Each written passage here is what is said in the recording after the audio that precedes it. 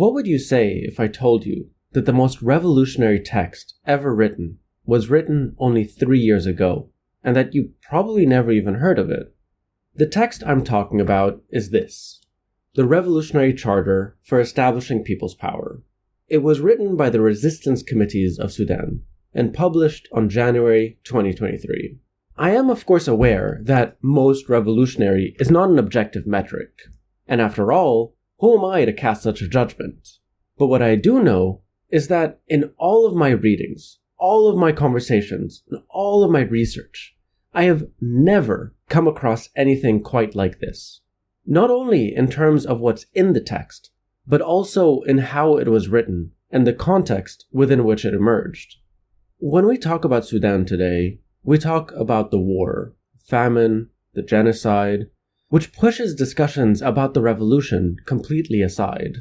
But the war in Sudan is many things, and at its core, it's a counter-revolutionary war that all but crushed the revolution that began in December 2018. I won't be talking too much about the revolution as a whole in this video. If you do want to hear me talk more in depth about it, I did do a whole video essay on the topic a year ago. But for this video, I just want to focus on the charter. So, let's get right into it. Part 1. How the charter was written. Very briefly, the Sudanese Revolution started in late 2018 and aimed to topple the military dictatorship of Omar al-Bashir, who had ruled the country for over 30 years. Pretty soon after, people began organizing at the neighborhood level, mostly to mobilize people to the streets and support the protests. This decentralized form of organizing proved to be incredibly effective, leading to daily protests simultaneously across the country, not just in the urban centers. This, in a nutshell, was the origin of the resistance committees, which spread into innumerable neighborhoods throughout Sudan. There is some debate where the first resistance committee was formed, but it seems pretty clear that the first one started within peripheralized and marginalized regions. From such humble beginnings, these committees would come to be the backbone of a revolution that succeeded in overthrowing Omar al-Bashir. But despite their undeniable presence in the streets, their impact was often overlooked by commentators, analysts, and politicians, both within Sudan and internationally. But pretty soon, there were hundreds, if not thousands, of resistance committees in neighborhoods across Sudan. To better organize themselves, they created what they called coordination committees, which were basically amalgams of all the neighborhood committees in a given state. By 2022, all 18 states of Sudan had a coordinating committee. The resistance committees were not just a tactic, but also a form of prefigural political action. As in, they weren't waiting for the regime to fall to implement their ideas of how they want the future state and societies to look like. They were enacting them right then and there. And so, in a sense, this form of organizing aimed to make the state irrelevant in the daily lives of the average citizen. The resistance committees didn't just do protest support. They also engaged in mutual aid for their neighbors. They held discussions about the revolution and connected with the Sudanese in diaspora. In trying to make the demands of the revolution more coherent, some committees started drafting charters, laying out in clear terms what they were fighting and dying for. They thus began coordinating across committees on the development of these charters. And this is the exact process I want to talk about, because as far as I know, it's completely unique in the history of revolutionary struggle. The contents of the texts were developed at the local level, during the neighborhood level discussion circles I mentioned just earlier. Ordinary people came together, shared their grievances, and their revolutionary demands. On top of that, area specialists in medicine, industry, economics, policy and governance, amongst many other things, were consulted in the writing and analysis. These discussions formed the basis of a bunch of rough texts which were then edited and synthesized at the coordinating committee level. These early texts were passed around, mostly on the internet, to other committees across the country. This eventually led to the creation of 2 separate texts. Those texts were then in turn taken back down to the neighborhood level to be discussed. In those discussions, the contexts of the text were discussed informally and oftentimes had to be translated to different languages depending on the region.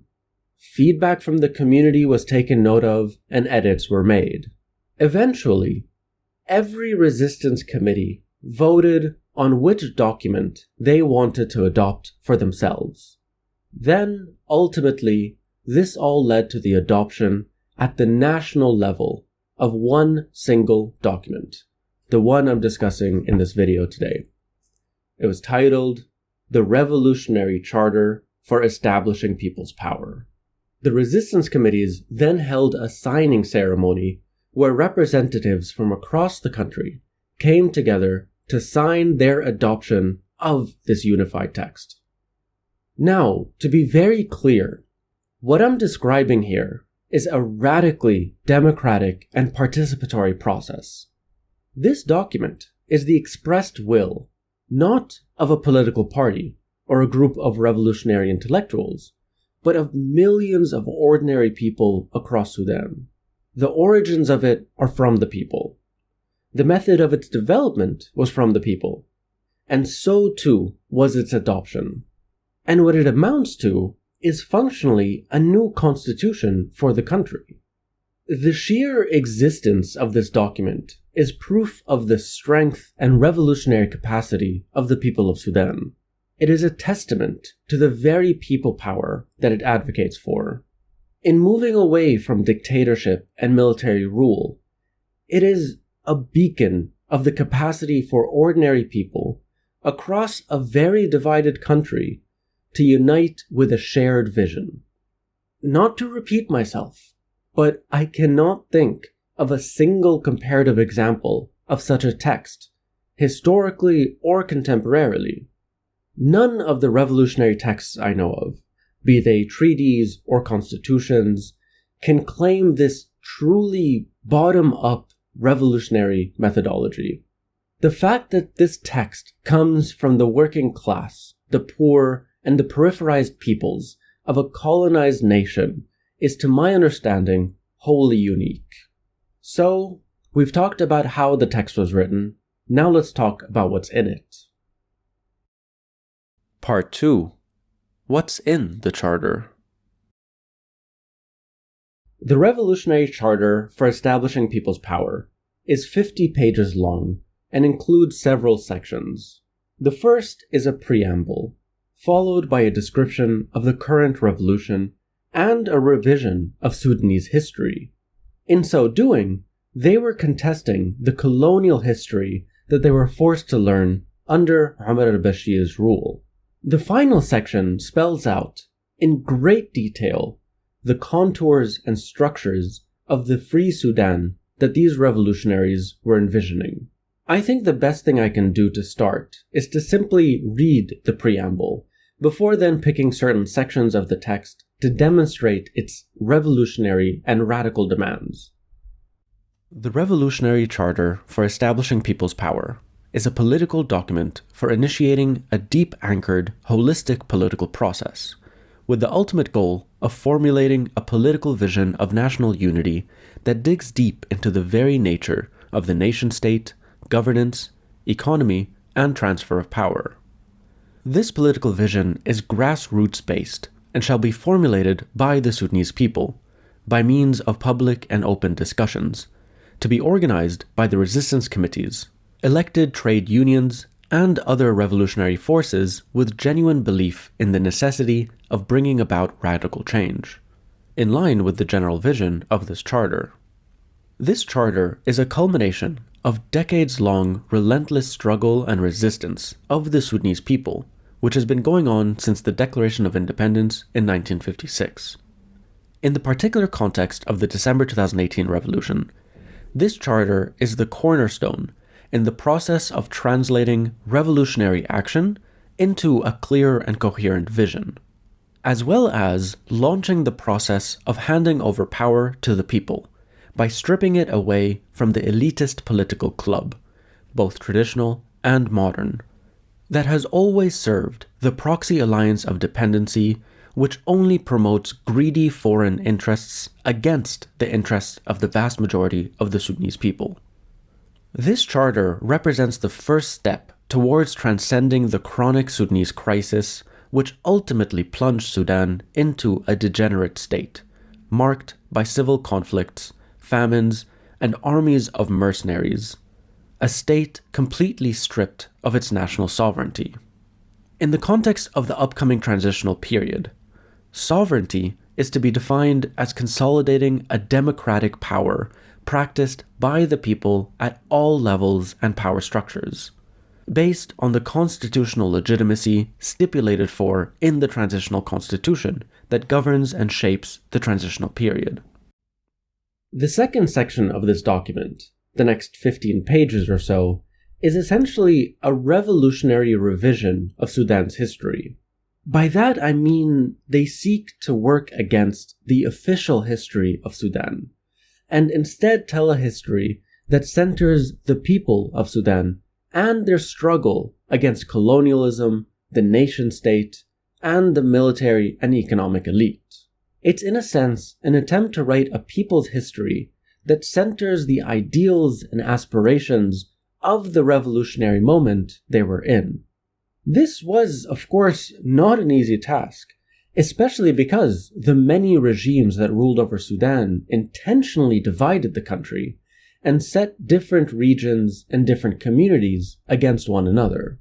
So in a way as well, by retelling the history of Sudan through the eyes of the Sudanese Revolution, the resistance committees were crafting a new Sudanese identity based on inclusivity, dignity, and freedom.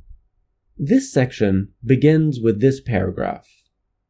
The political conflict in Sudan can only be understood within the framework of an in-depth interpretation of the historical context of the formation of the Sudanese state throughout the colonial eras, Turco-Egyptian and Anglo-Egyptian colonial rule in Sudan, whose sole goal was aimed at appropriating and ravaging the national resources by means of engineering a neo-social fabric to be built on colonial terms, out of the pre-existing kingdoms and local states marked by ethnic, religious, and cultural diversity. This section isn't just descriptive, but also begins to lay out the core demands of the signatories. The political prospect of the December Revolution is about a radical transformation of the nature of the state itself, from a centralized elitist state into a development-oriented civilian and democratic people's state. In a sense, what the Charter was advocating for was to treat the model of the resistance committees not as a means to an end, but as an end in itself. As in, this isn't just a way we're organizing to bring down the regime, but what we want a post-regime reality to look like. The third part of the document, which is by far the longest, is a super detailed, super thorough revolutionary roadmap. The first step of this would be to create what they call the Transitional Revolutionary Council, which would oversee the full transition into a civilian-led democratic Sudan. But beyond that, it also just gets into the super nitty-gritty. How power should be divided, the different levels of government, different commissions that should be formed, economic policies, educational policies. It's honestly a lot, and it's pretty hard to sum up. Here, for instance, is a list of commissions to be established by the transitional government, such as the Transitional Justice Commission, the Legal and Judicial Reform Commission, the Women and Children Commission, the Constitution Making Commission, and the Dismantling of the Repressive Regime Commission. Reading this section kind of feels less like reading a manifesto for a movement, and more, as I've said before, reading a new constitution, one that's premised on the principles and demands of the December Revolution.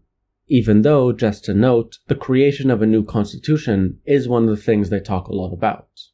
In terms of economics, the text focuses on the hegemony of the ruling class, the exploitation of natural resources in rural areas, and the extraction of wealth by foreign entities.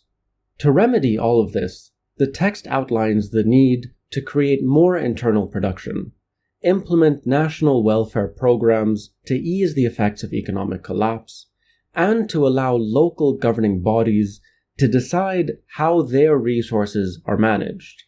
All of this would be a radical departure from the status quo. But of course, I can't help but notice it's not a departure from capitalism, but rather from this corrupt, dictatorial, and neo-colonial capitalism of the Bashir era. On that question, the emphasis is on giving people their right to choose their economic model, and not have one imposed on them from above. The right of the Sudanese people to freely determine their economic future and accompanying systems, to preserve human dignity of the Sudanese people. This is achieved through free and independent national economic policies that depend on the mobilization of Sudan's national resources. I think that's quite interesting, and leaves a lot of room for future experimentations with things that resemble socialism or something akin to it. Of course, I'm not out here saying socialism or bust. This is what people in Sudan determined was their priority, given their material conditions. On top of the economics, the main political tendency in this document is one of radical, decentralized democracy, a return of agency to the peoples of Sudan, and of social justice for the victims of the Bashir era. The revolutionaries who wrote this text were conceiving new ways of combating all of these things at once. As they write, another crucial matter that is closely related with other aspects discussed in this charter is social justice, which is one of the pillars of the Revolutionary National Development Project.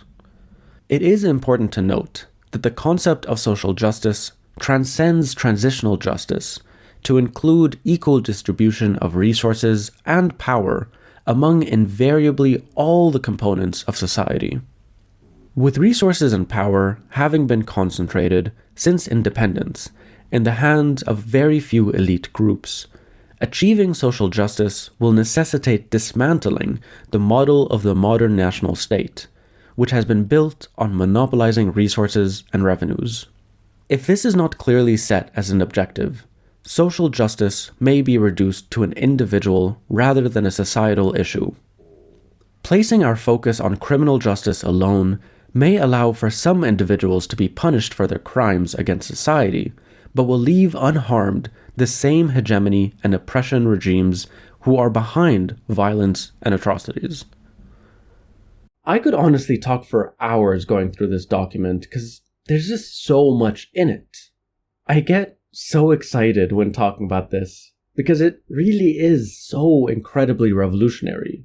The distance between their material realities and their political imagination is so vast and covers a length I didn't even know was possible. Again, not to repeat myself, but I cannot think of another example of the demands of a revolutionary movement being articulated so thoroughly and so clearly. But to be fair, I don't want to pretend that there are no critiques of this document. For instance, the Sudanese revolutionary Muzan al-Nil, who very sadly passed away very recently, wrote and spoke extensively about the need to form a revolutionary party and the need for more anti-capitalist and anti-statist analysis. As she wrote in one of her last essays, "The path forward becomes clear through this painful lesson. Lasting liberation requires moving beyond spontaneous resistance to build organized revolutionary capacity. Only with an objective analysis of state and economic power, as well as the impacts of the colonial legacy, combined with the disciplined organizations that unites urban and rural struggles, can Sudan break its cycle of violence and underdevelopment? All of this also gets me so depressed, because all of this was happening in 2022, just a few years ago. And even though we live in the age of the internet and social media, it was completely ignored. So few people were talking about the Sudanese revolution, or trying to learn from it. Even though I think it's clear that there's so much that all of us can learn from the resistance committees, from the revolutionary charter, and from the Sudanese revolution as a whole. If you look at any video online interviewing Sudanese revolutionaries, they rarely have more than 1,000 views. And beyond that, it's so depressing because, the revolution was crushed by the same forces that the revolutionaries warned about, the army and the paramilitary RSF militia. Of course, the focus now is in trying to end the war and providing humanitarian aid to civilians, which is basically what the remnants of the resistance committees are doing. But the question needs to be asked: why did so few talk about this charter to begin with, even before the outbreak of the war? And that's the final section of this video. Part 3. Why was the Sudanese revolution ignored?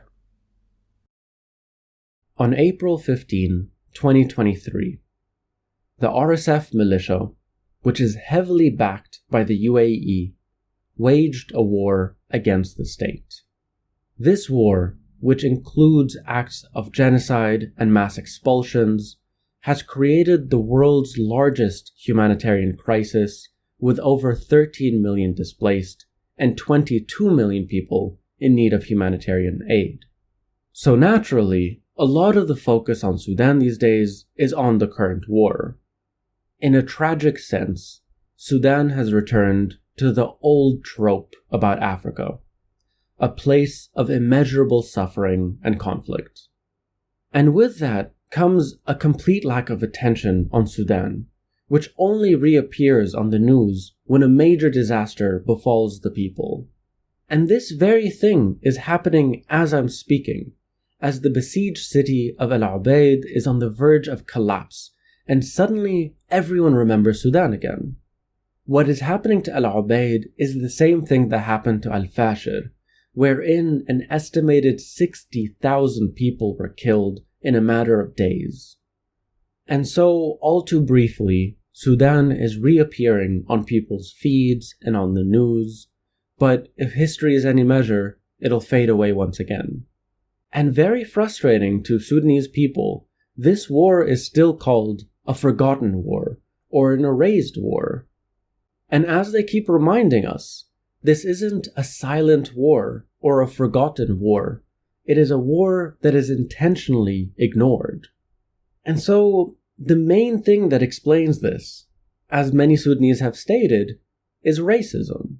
It's an African country. Of course there's war there. And no, of course it doesn't have anything to do with us, with Europe or with America or global finance. So why should we focus on it?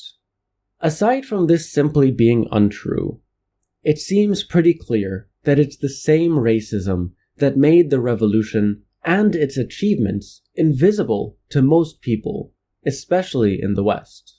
You're not primed to view Sudanese people as revolutionaries, as political agents, and of course, the main perpetuator of this is Western media.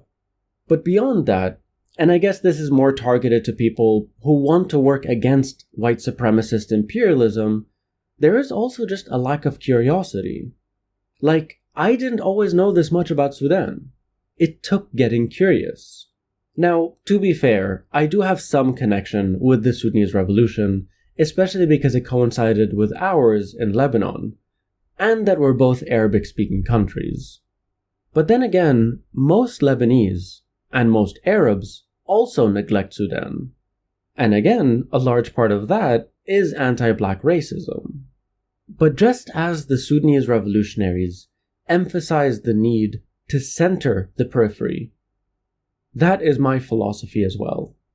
And it's not just about witnessing and recognizing their suffering, but also their achievements as well, their dedication to their struggle.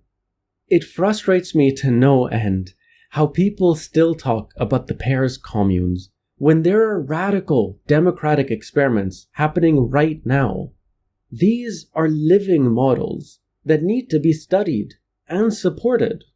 And so, whether we're talking about the Sudanese Resistance committees, or the Syrian local councils, or even the Zapatistas in so-called Mexico, we should all get much more curious about these political movements.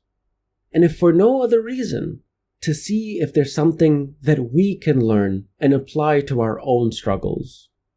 At a time where everything feels doomed, where there really feels like there's no alternative to capitalism and patriarchy and imperialism, these self-same models really can help us break out of this crisis of despair and political imagination.